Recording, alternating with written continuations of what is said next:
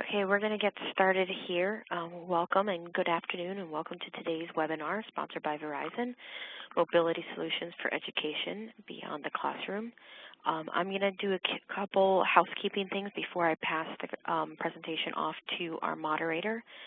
If you have any questions during this panel, please use the Q&A section at the lower right-hand corner of your screen and ask questions. We will use those for the Q&A section at the end of the presentation. Additionally, we will be recording this webinar and posting it in our archives, and you will also receive an email by end of day Thursday with a copy of the PowerPoint slides used in today's presentation and a copy of the recording. So now I'm going to pass things off to Dennis. So Dennis, take things away. Great, thanks Liz. Hello everybody and welcome to today's event on extending connectivity and mobile learning beyond the classroom. We have two terrific speakers for you today. They'll share their insights into the challenges of extending mobile learning from school buildings into students' homes, as well as some possible solutions for this. And it's our goal that you leave this event with some ideas that you can take back to your own schools. Our first speaker today is Keith Kruger. Keith is the CEO of the Consortium for School Networking, which is a nonprofit group that provides information, tools, and advocacy to help K-12 leaders use technology to advance instruction. In 2008, eSchool News chose Keith as one of 10 people who have had a profound impact on EdTech over the last decade. Please welcome Keith Kruger.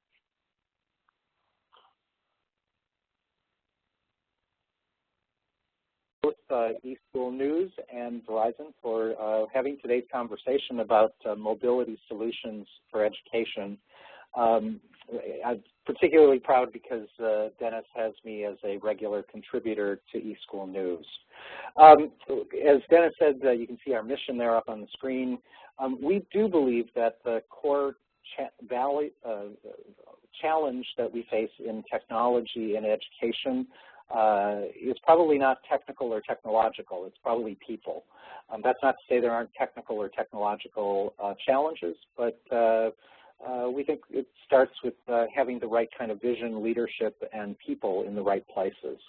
And what we're going to talk about, I'm going to set the stage, and then from a kind of vendor-neutral perspective as the Professional Association of School District Technology Leaders, and then Tracy is going to tell us some of the things that Verizon is doing. So one of the messages that I definitely want to bring is that mobility is here, and it's not coming. It's already here. We also think that this is an enormously important conversation. This is about equity in a digital era, and that in fact it is increasingly a civil rights issue. And we think that that means that school leaders, particularly those who are my core audience of chief technology officers, whatever their title may be, really have to have a new vision around smart education networks. And I'm going to try to just give you a little sample of some resources that are available to do that. And I want to start by saying, though, we really think that things have drastically changed. You can see on the lower part of the swoosh that we started out, 30 years ago with really only a few people or a few agencies in government or at the National Science Foundation having access to this. And now really technology is a consumer product. It's ubiquitous. It's everywhere. And that's changed the way that we need in education to think about this. And the slide that I have here, which has a whole lot of information, but the point of it, and it comes from a resource that I'll talk about in a little bit, it shows that we really need to have a much clearer vision around what we expect are the education networks and how they need to evolve in order to provide the kind of 24/7 access to learning.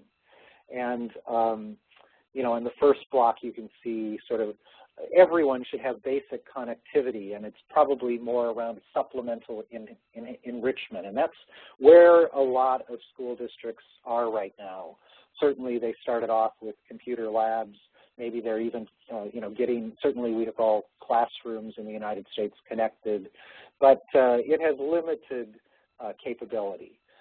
Increasingly, we're moving for the average school district into emerging reliance to online educational tools and resources. And with all those small bullets, you can see, everything from some bring your own device strategies, wireless coverage, virtualization of servers, all the things that you see listed there, and kind of the levels of connectivity and fiber. And eventually, though, we think, and in fact, many school districts are striving for this today, and that is really a transformative, really technology-rich learning environment. And that really starts at the top by full mobility. It's a variety of different ways to accomplish that, but if you want to do blended or virtual learning, if you want to store things in the cloud and be secure, if you want to have substantial capability, you can see all of those functionalities. I think we have to realize that there are many technologies in K-12 schools that really affect learning. This is a slide from a report that we do annually with New Media Consortium, and it's called the Horizon Report. And the reason it's called the Horizon Report is it looks at emerging technologies for learning in 3 horizons: a year or less, which means those technologies are here today, and it picks the 2 most important. It also looks at the horizon of 2 to 3 years and the horizon of 4 to 5 years. And you can see what this group of experts have said for both last year and this year, well, 2012 and 2013. And I'll tell you, we're working right now on 2014, and we'll be previewing that in 2 weeks at our conference. But the thing I want to draw attention to is that 1 year or less. Actually, if we showed 2011, 12, and 13, the word mobile would be in every one of those years. It means something slightly different as it evolves and whatever, but 5 years ago, mobility wasn't on this list as we did our first Horizon report. Now it's at the top of the list. And I think that's critical for educators to be thinking about, what does mobile learning really mean? And the next slide is from the Speak Up survey, which Project Tomorrow does. They asked principals, teachers, and parents, what are the benefits of mobile devices for schoolwork? And there's really a pretty good consensus, well over 50% of agreement that mobility extends learning beyond the day, regardless of your hat. It provides ways for students to review materials anywhere, anytime. It connects that school home. It increases student engagement, and it personalizes learning.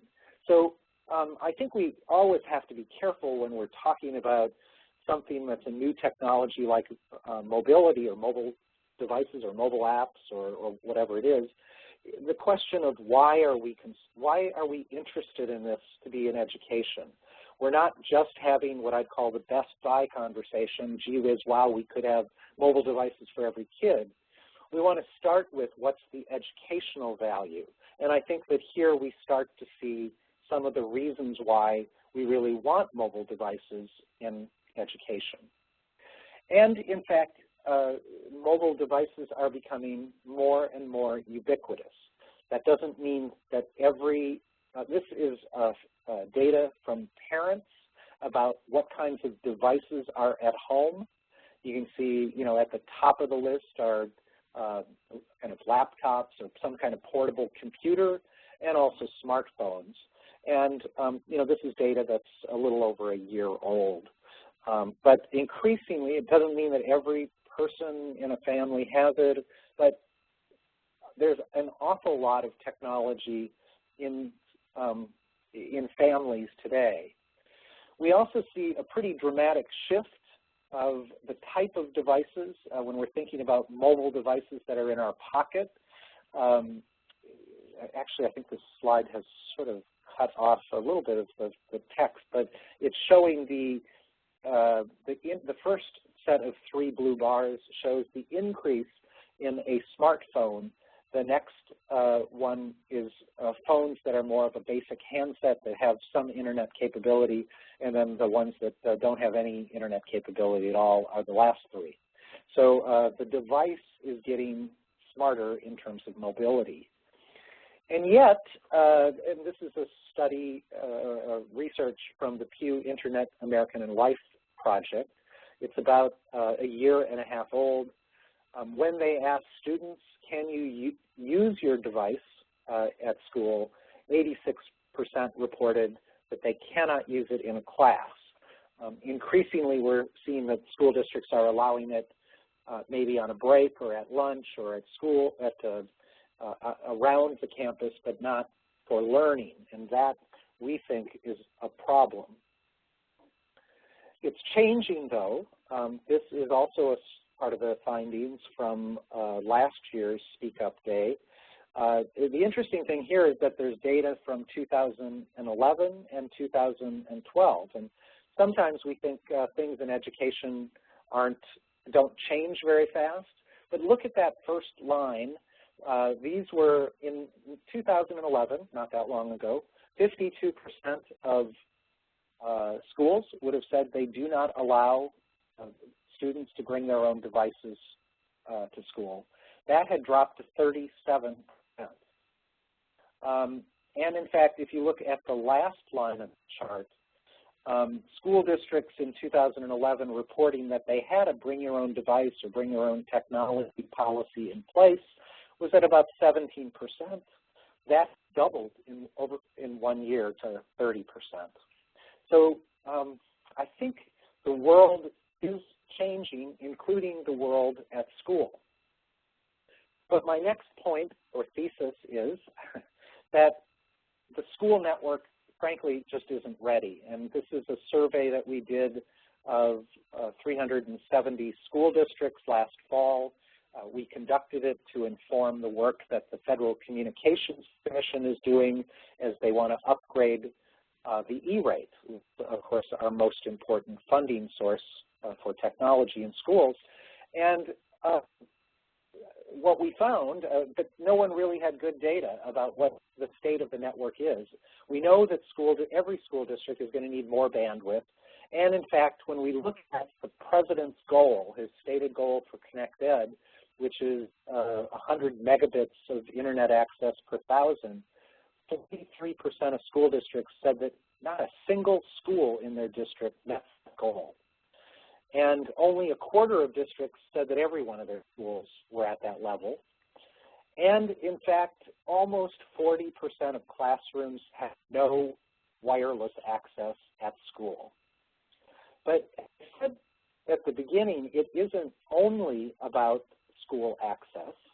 We also need to be thinking of access for learning outside of school.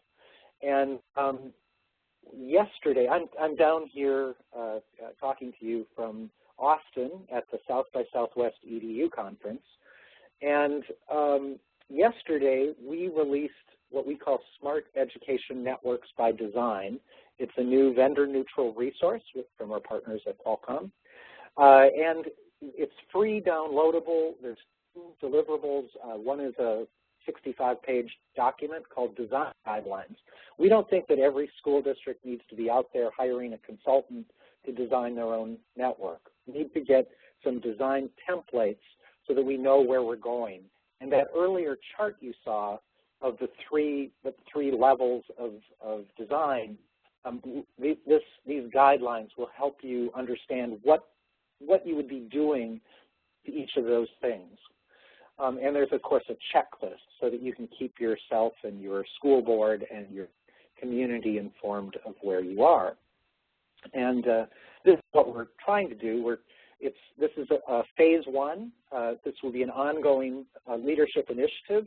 We think that education networks have to design for mobile, for wireless, for broadband. We have to make sure they're secure, safe. We have to have identity management, and we have to have a plan for crisis preparedness. And we really want to identify best practices in that kind of strategic design. And it needs to be vendor neutral, and that's why we as a professional association are so trusted by our school district leaders.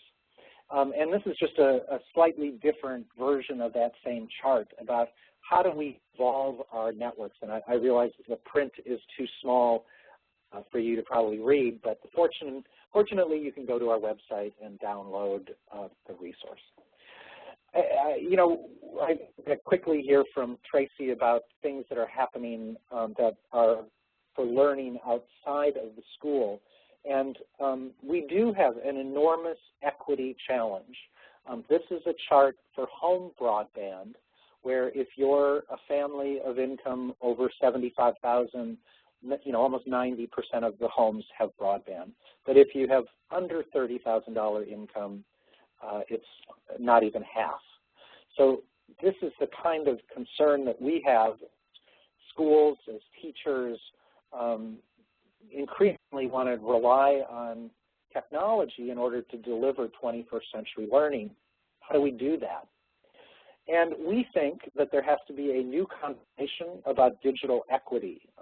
About a year and a half ago, we took a delegation down to Uruguay in South America. It's not a very wealthy nation, and yet 5 years ago, their president said every child in every family should have a device, and there should be a wireless hotspot within 6 blocks of everywhere in the country.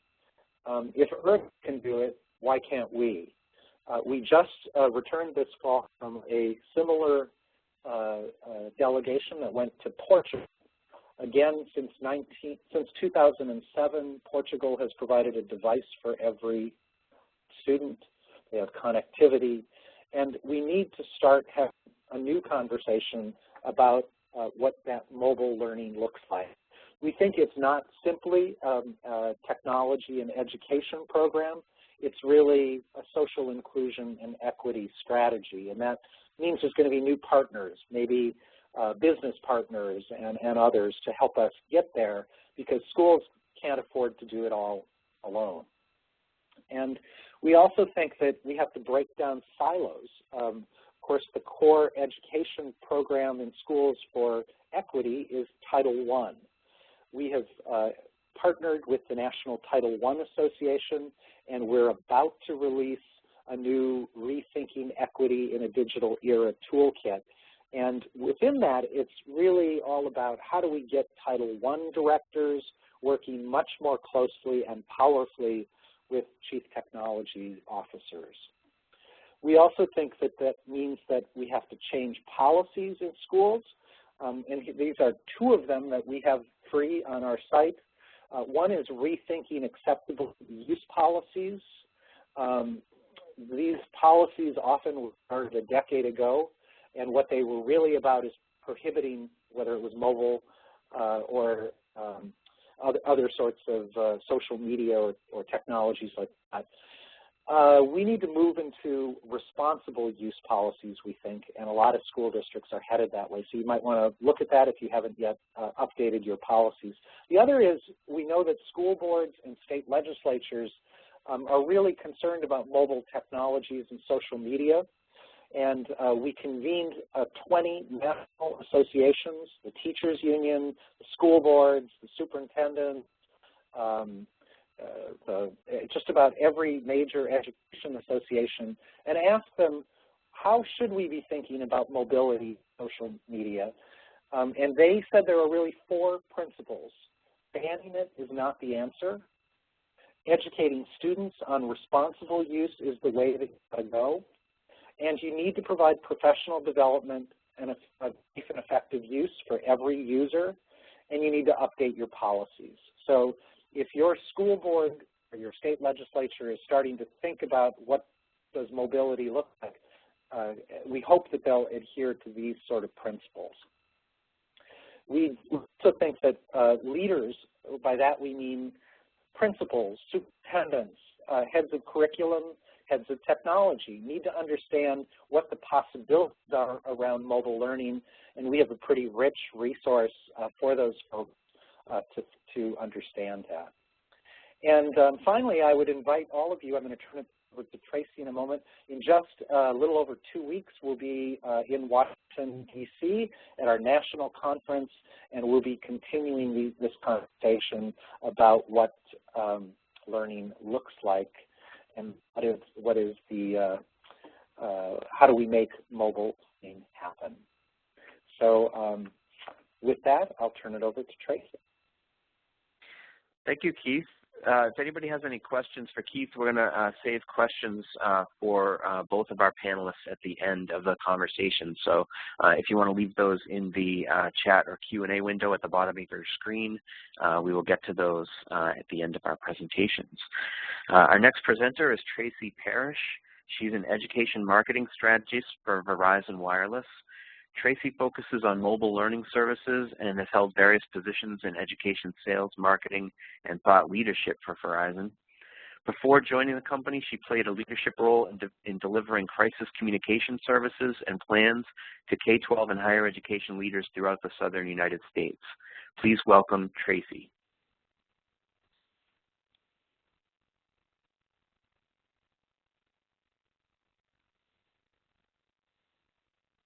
Thanks so much, Dennis. I appreciate the introduction, and so much thanks to Keith Kruger for just really providing some unbelievably strong resources, I think, for educators and some great statistics that I think a lot of us can learn from. Today, just to kind of frame the message that we want to try to deliver today, this is going to be the first of a couple of different webinars that we're privileged to do with eSchool News. And for the purposes of today, we're really going to try to focus on just some of the gaps we've been seeing in mobile learning that Keith kind of addressed at the end of his deck. There is so much conversation going on right now in the education space, and frankly, our frontline Verizon staff is hearing a lot of it. Blended learning, adequate internet access, budgetary concerns, or being able to even sustain a solution. For the purposes of today's conversation, we just want to focus on simplifying one particular area of mobile learning, which is to provide adequate internet access and to keep the student online activity safe while they're there, and also the budgetary concerns that come up with trying to provide connectivity to students. Students are, and we've seen from, I almost am somewhat embarrassed with some of our statistics, because what COSN is doing is so amazing regarding getting the stats on the engagement of students in regards to mobile technology. And we were running some numbers and found out that almost 1/3 of students in grades 4 through 12 own a tablet. And 40% of those students in grades 4 through 12 already own a smartphone. When you look at the overall internet access and playing field for students, it's getting huge. And many of the students today are carrying a device to class. Sometimes they can use it, sometimes they can't, depending on the school's policy. But there's still a bit of a gap.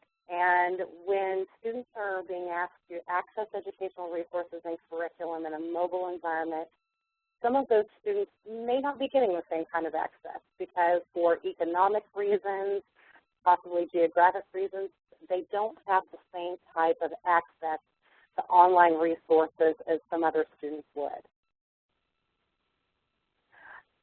One of the things we have been hearing a lot in our communications with IT directors, CTOs, superintendents around the country is that there's a real concerted effort to try to identify what students they're needing to address in terms of online access. And we got some really great tips back. And the first one was that, to find out and be able to identify students that need support in regards to internet access, you kind of have to take a team approach in getting different leadership within your district involved before you even step out to try to collect the information. But asking the right questions it's a big deal. It's not just do they have internet access available at home, but what kind of access is it? And is it sufficient for the resources that your school is wanting to provide?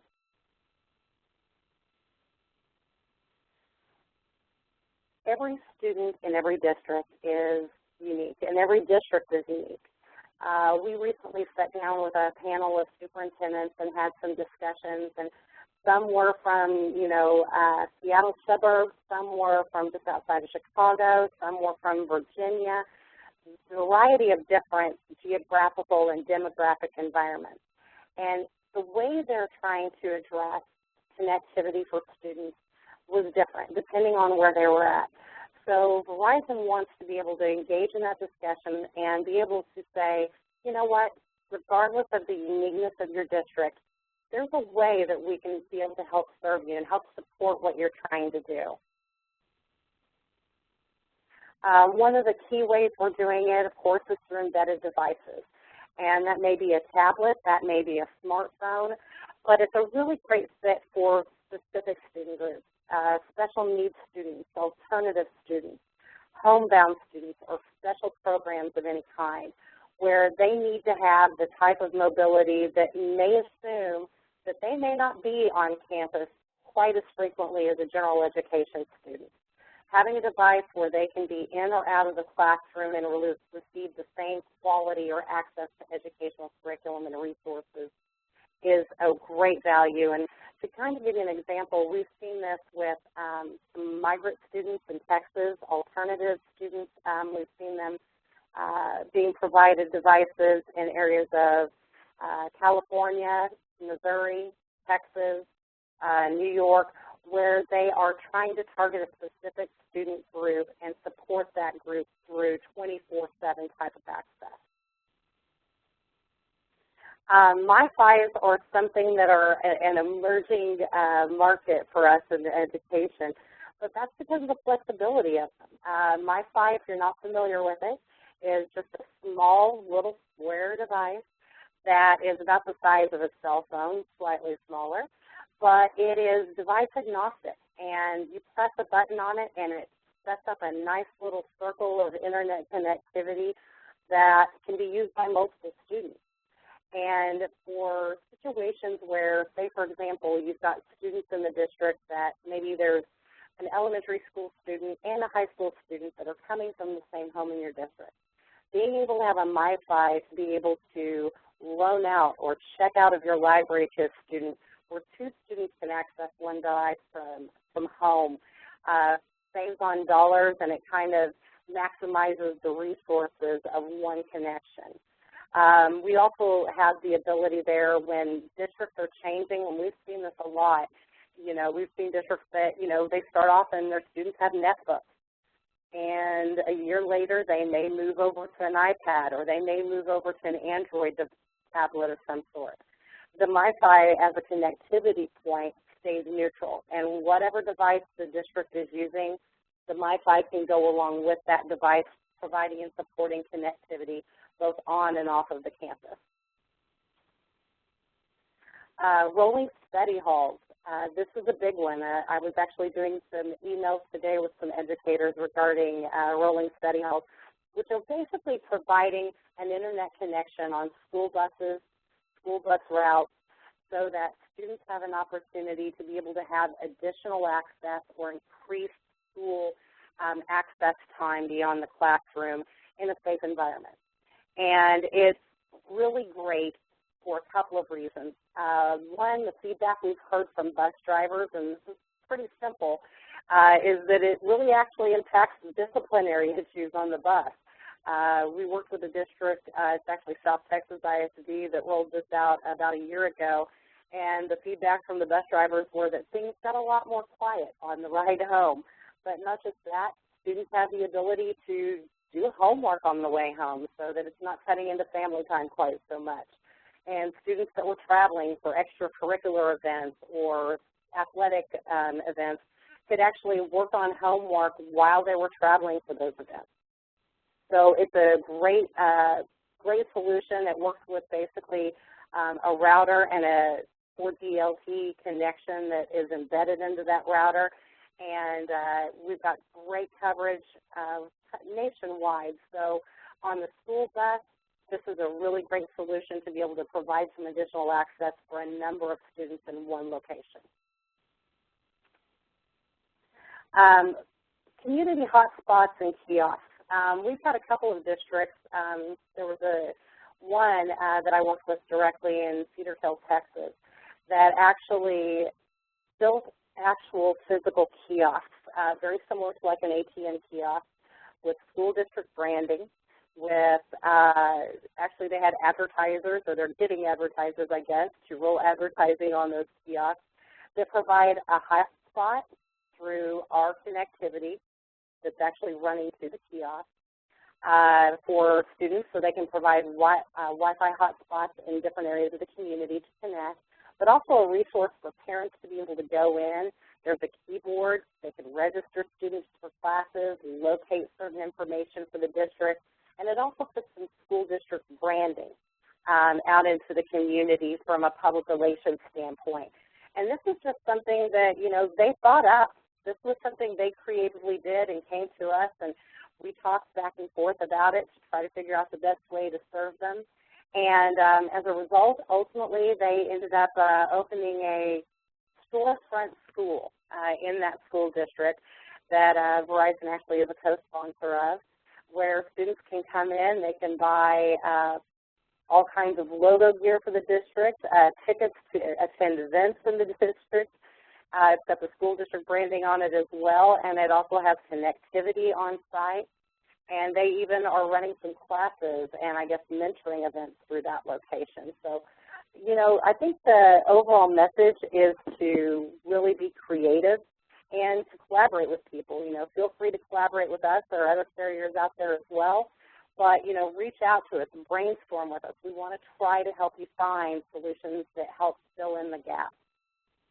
I will say that one of the most important dynamics when you're providing mobile connectivity, and that's whether it's to a student device, a bus, or you're doing it at a kiosk somewhere, strong connectivity, and specifically for GLTE, it's key because of the amount of content and the type of content that students are wanting to access for research, to complete certain homework assignments. If there's video or any heavy bandwidth type of content involved, having that kind of superior connectivity so that the student gets a good user experience helps to keep them engaged, helps to keep them pursuing it and working further in through the online resources because they're not having to wait for something to download or they're not having to wait for something to connect. One thing I don't want to get away from this conversation without mentioning is the importance of providing safe connectivity for students. I'm sure that most of us on the call have at least discussed or heard about CIPA, which is the Child Internet Protection Act, and the requirements for us to ensure that students' connectivity online is safe. We have a variety of different ways of being able to do that. Some is at the device level and some is at the connection level.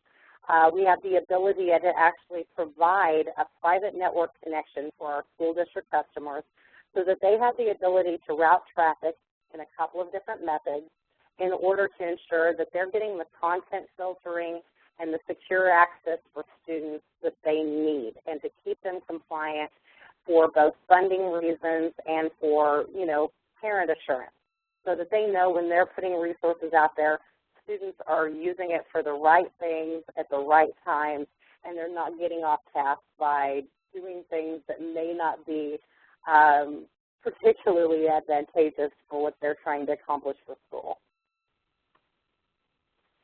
There's a multitude of different ways to be able to purchase any of these options.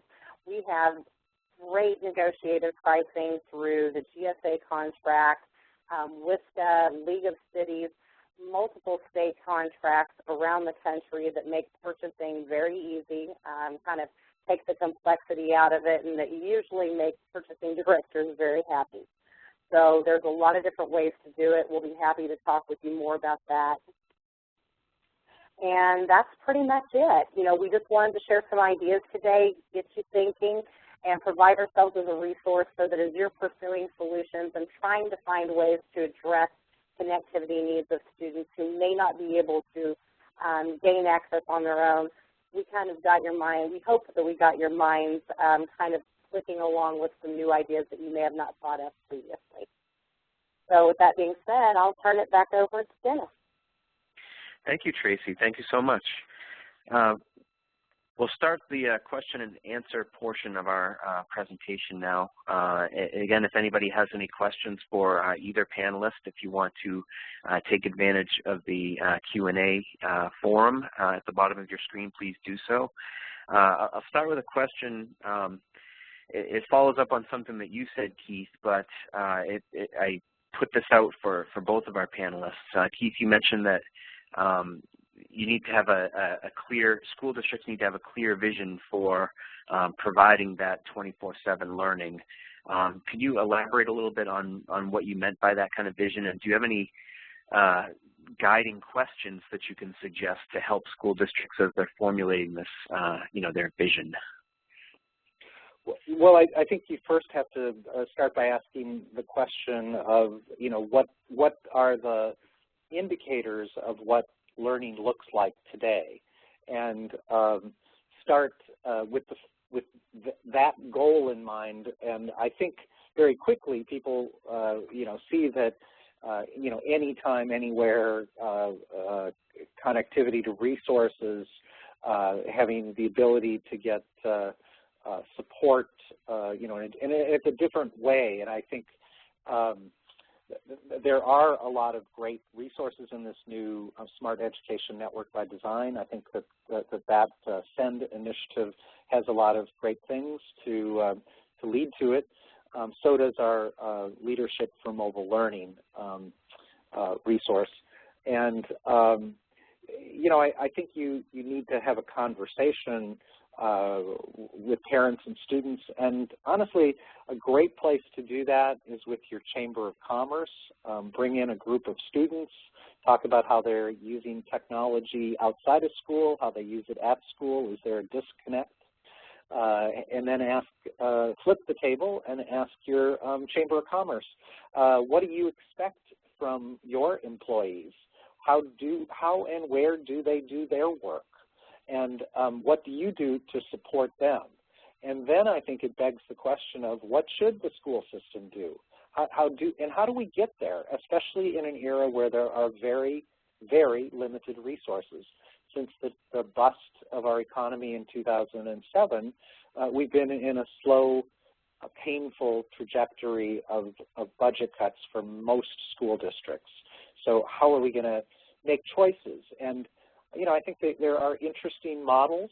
The president visited Mooresville, North Carolina, the second poorest district in the state of North Carolina, but they have done a one-to-one initiative, and they did it by reallocating, making choices, and so, it is possible. Thanks. Tracy, do you have anything to add to that in terms of the planning and guiding questions that districts should be asking? Well, I think that one of the most effective things we've been able to see people doing, just in terms, and of course I'm thinking from the connectivity standpoint, but is being able to just survey parents in an effective way. And frankly, I think the biggest asset to being able to do that well is to make sure to utilize whoever the chief technology officer, IT director is in the district, because there's some really key questions that have to be asked in order to be able to weed out what kind of connectivity makes sense, and really be able to collect some, some quality information from the community to make sure that your planning is meeting the needs of those that you're serving. So obviously, you want to ask, what level of access do you have at the home? But are there other questions that schools should be asking of families to get a better sense of what they need to provide and how they need to provide coverage? Well, I think Tracy has, provided some great examples of it isn't just the home, but clearly the home is critical. So having it available in the community, whether you have long school bus rides, providing it on a bus isn't a difficult technology challenge. It can be done today. It can be done relatively inexpensively, and but that, do we want kids that have, a half hour or 45 minutes or an hour bus ride to be not able to do their homework. You know, and that just doesn't make sense. I think we see other examples of school districts where they're working with corporate partners to have access to community networks, whether at shopping malls or restaurants or businesses, where kids can access that after school. And of course, libraries are a critical partner too. I think we need to think a lot bigger about who our partners might be. And the interesting thing is when we get everybody on the network, there's all kinds of things that we could do. So, you know, other agencies are interested in making sure that parents have access to information about finding a job in a public housing unit. Well, that network can also be used for learning by their kids. So there's different kinds of partners that we can go to as we move to this 24/7 vision.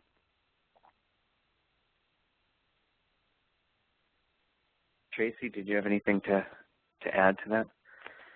No, I think Keith's dead on, and I think that he's right. You know, the concept has to be that how do we provide not just a home or a bus or whatever, how do we provide an actual environment around students that supports, you know, 24/7 learning, 24/7 communications back and forth between the parents and students, and it is more of a holistic approach. Tracy, you had a specific question about for the school bus hotspots. You had mentioned that for SEPA compliance, extending that outside of the school building, that could be done at the device or the connection level. Does that apply to the rolling study hall concept as well, and how would that work? Absolutely.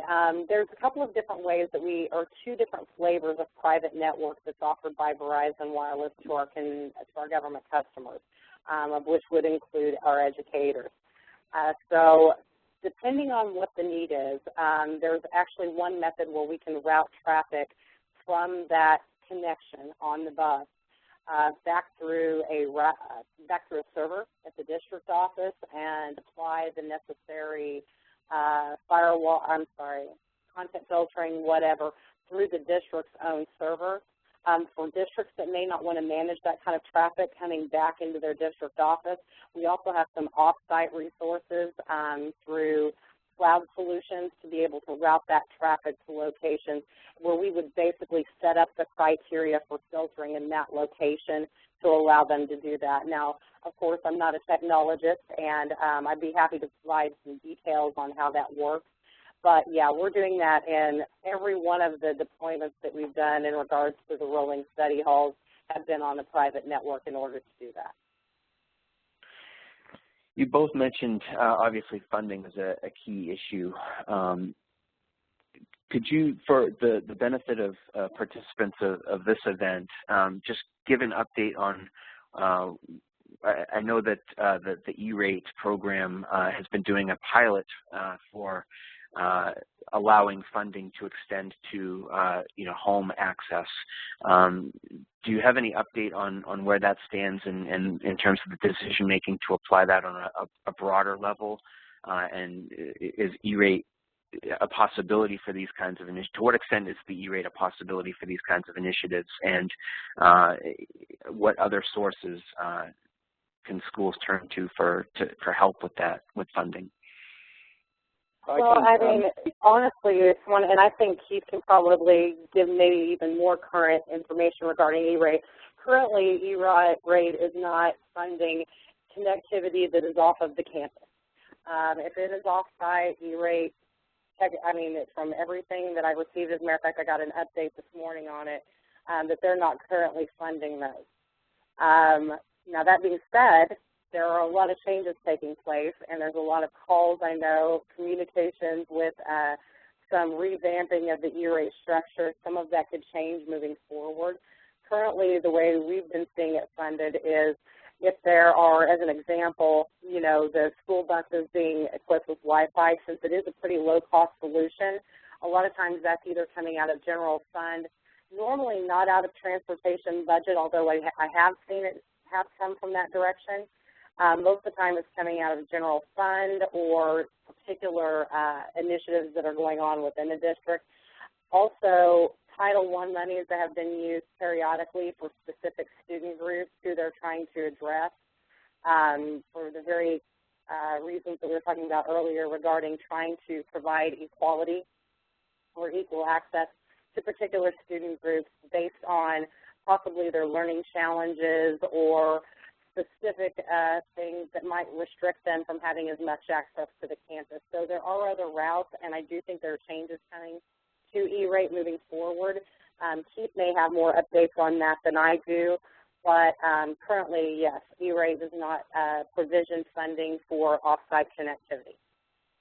Yeah, Tracy's absolutely right, and there are proceedings going on that the FCC is looking at what to cover. I will tell you what COSIN's position is, and you've already heard me talk about the need for reaching, ubiquitous, however, a ubiquitous access. However, the E-rate fund needs to fund school connectivity, and as some of the data that we provided or that I provided early on showed the dismal state of internal connections, and frankly, the cap on the E-rate has not budged other than a minor inflation the last 2 years since 1997. I don't know who's spending the same amount on technology that they spent in 2007, but schools are being expected to, and so at this point, I think it's unrealistic that the E-rate program would be able to provide home access for all kids. But there are ways to do it, and I think Tracy's right, and I mentioned earlier, thinking about Title I, thinking about business partnerships, thinking about new ways to find this sort of home and outside of school access. Tracy, this is a question for you. Could you elaborate a little bit more on the MiFi technology for participants who aren't familiar with that? What infrastructure is needed? How fast and what range of connectivity does it support? In other words, how many devices can a single unit support, and about how much do those cost? Great. Really great question. So MiFi devices currently on most government contracts, the device itself is free. Depending on what state or government contract you're buying off of, the monthly connectivity sort of ranges, so I hate to throw it out there. I know that my experience was that we'll go on the top end here, for unlimited connectivity, it ranges somewhere between $37.99 and $39.99 a month for unlimited connectivity. And when we say unlimited, it's really more of a flat rate because once it hits a certain caliber, if somebody's hitting 10 gigs a month, it may get throttled a bit. We have to share that in full disclosure. And all of us are kind of in that space at this point. There are other pricing plans that you can do that allow possibly, let's say, 2 gigs of data or whatever at a little bit of a reduced rate there. But the pricing does vary based on the contract you're buying off of. The device itself on most government contracts are at no cost. As far as infrastructure goes, there really isn't any. When we send out our MiFis, they get the small MiFi device itself. Of course, they get the charger and all that great stuff with it. But besides that, you simply configure the device and you basically activate it just like you would a cell phone. But then you have your computer, and you all are probably familiar to this, where you're searching for a signal just like you do in a Wi-Fi environment to connect. And it's pretty simplistic process. Outside of that, there's no real infrastructure involved with the MiFi. Great, thank you. Keith, participant had a question for you about the Horizon report.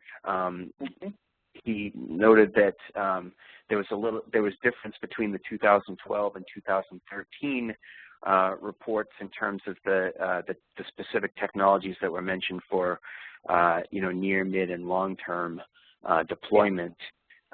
Did the importance of some of the ones in 2013 fade out, or how would you explain the difference between the two? reports? Yeah, we get this question a lot because first of all, it's a different group of experts that do it every year, and the point is, if something comes off the next year, it doesn't necessarily mean that it's not important anymore.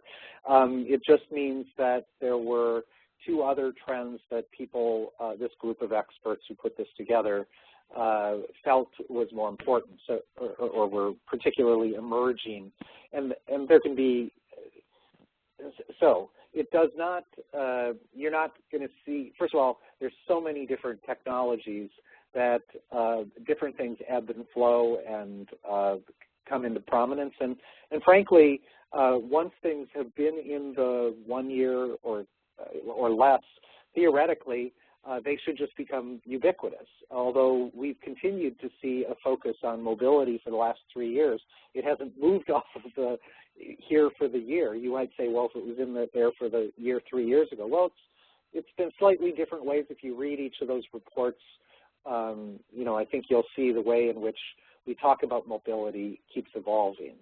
So I would encourage you to download the reports, go to COSN.org/horizon, read them, and I think you'll have a better sense. And stay tuned. It's a very interesting process. They work in they have about 50, 60 experts from around the world that participate in a wiki. They argue over things. It's all transparent. You can follow it. You can watch it. They do online voting. They narrow it. And in 2 weeks, they'll announce what are the 12 finalists for each of those 6 final Horizon trends. So you might want to go online to take a sneak peek. Thanks. Tracy, another question for you from a participant. Could you elaborate on what's being done on Verizon's part to have all regions of the country accessible to 4G connectivity? This participant noted that a lot of mountain and rural areas are still operating on earlier connectivity. Well, I mean, Verizon is constantly on the path of trying to identify areas where increased connectivity is warranted and things. If it's a specific area, and I might just ask the participant on this to possibly reach out to me directly. If we're talking about a specific geographic area, it might be a good idea to kind of look at our coverage maps, you know, where towers are, things like that. These are the kind of questions. I was recently in a meeting at the State of Oklahoma Department of Ed where we're kind of doing some analysis with them, trying to figure out areas that need improvement, what we can do to support it, if there are things we can do to boost the coverage areas, things like that. We're always open to those conversations, and the best source we've got to provide the feedback to us are the people that are on this call.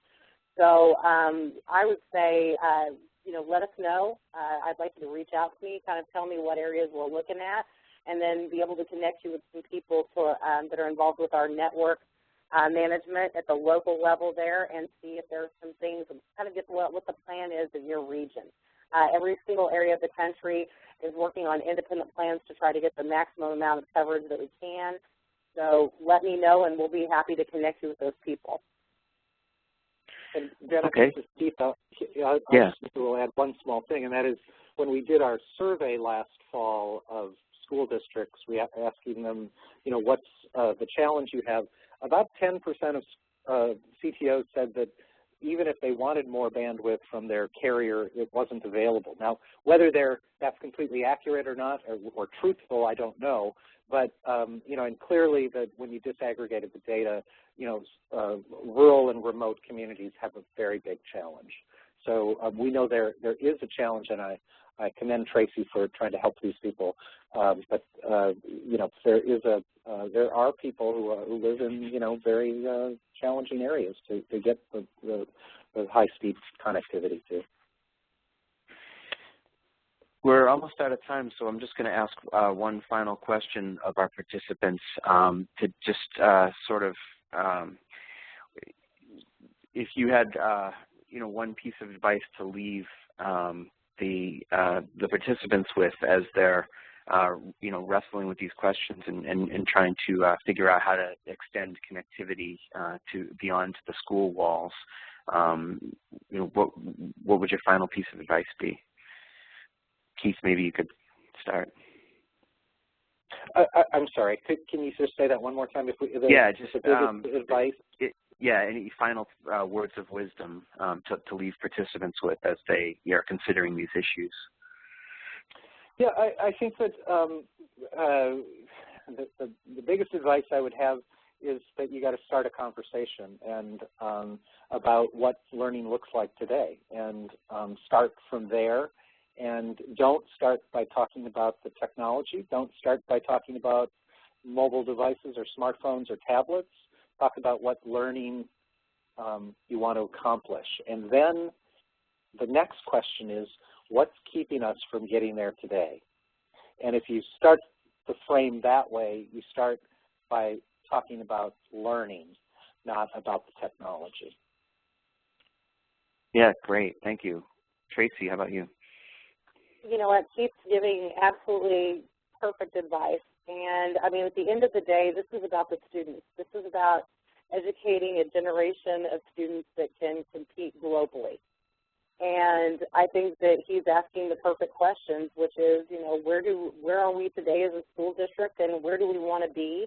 And, you know, what's preventing us from getting there, and starting a conversation. The only other thing I might add to it is, you know, having a really broad collaboration palette, if you would, where you've got putting together a conversation with parents, classroom teachers, administrators at the campus level and at the district level to be engaged in that conversation so that you're getting all facets of the need involved in it. But it's great advice that Keith gives, and yeah, I would second it. Good. Well, thank you both so much. This was really valuable information, and I think we've had a nice conversation. I will turn it over to Liz now for some final housekeeping items, but thank you both. Okay, yeah, just as a reminder, this webinar was recorded, so you guys will be getting an email in the next couple of days with a copy of the slides and a copy of the recording. If you have any questions, feel free to ask me, and I can forward it to the right person. And I know that Tracy and Keith both included their contact information on the slides, so feel free to get in touch with them as well.